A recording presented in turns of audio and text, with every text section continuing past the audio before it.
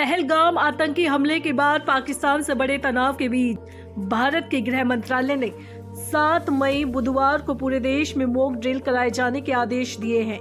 सभी राज्यों और केंद्र शासित प्रदेशों को भेजे गए निर्देश में 244 सूचीबद्ध सिविल डिफेंस जिलों में डिफेंस का अभ्यास और रिहर्सल करने के निर्देश दे दिए गए हैं। पहलगाम हमले के बाद केंद्र सरकार के आदेश पर 7 मई को पूरे देश भर में मॉक ड्रिल किया जाएगा। मॉक ड्रिल को लेकर पूर्व आईपीएस किरण बेदी ने विस्तार से समझाया है।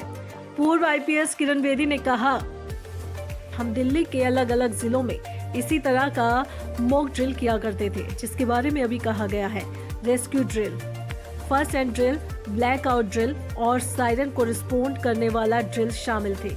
मैंने एक येलो अलर्ट भी बनाया था। इसके तहत हर कोई पीले रंग की ड्रेस पहनता था जिस पर सिविल डिफेंस लिखा होता था। येलो अलर्ट के तहत दिल्ली में हर एक civil defence volunteers railway station और बस स्टॉप जैसी जगहों पर अपना पोजीशन लेते थे। किरण बेदी ने एक समाचार एजेंसी से बात करते हुए कहा कि इसमें घबराने की कोई बात नहीं है, बल्कि ये तो आश्वस्त होने की बात है। ये हमारे आत्मविश्वास और सामूहिक विश्वास को और भी मजबूत बनाती है। आज भारत के नागरिक, खासतौर पर युवा वर्ग, स्वस्थ पुरुष और महिलाएं एक साथ आकर एक दूसरे का सहयोग कर रहे हैं। दिल्ली में कैसी है तैयारी? दिल्ली में भी मॉक ड्रिल को लेकर तैयारियां तेज है। दिल्ली के भीड़ भाड़ वाले इलाके जैसे पालिका बाजार और कनॉट प्लेस की सुरक्षा बढ़ा दी गई। मंगलवार की सुबह पुलिस की टीम ने कनॉट प्लेस पर सुरक्षा बंदोबस्त का जायजा लिया। ईस्ट दिल्ली में पुलिस ने गाड़ियों की भी सघन चेकिंग की। उत्तर प्रदेश में मॉक ड्रिल की तैयारी। गृह मंत्रालय के निर्देश पर यूपी के सभी 17 जिलों को इस मॉक ड्रिल के लिए चिन्हित किया गया है।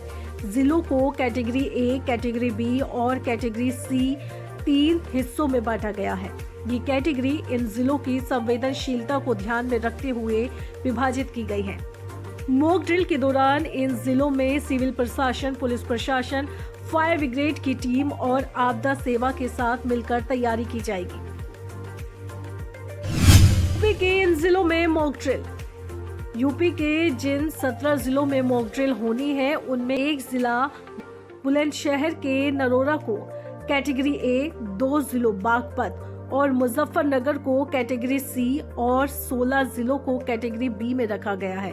इनमें आगरा, इलाहाबाद, बरेली, गाजियाबाद, गोरखपुर, झांसी, कानपुर, लखनऊ, मथुरा, मेरठ, मुरादाबाद, सहारनपुर, वाराणसी, बख्शी का तालाब, मुगलसराय और सरवासा जैसी जगह शामिल हैं। ये जगह इसलिए महत्वपूर्ण है क्योंकि यहाँ भारतीय सेना का मूवमेंट होता है। इन जगहों पर या तो भारतीय वायुसेना और इंडियन आर्मी के ठिकाने हैं।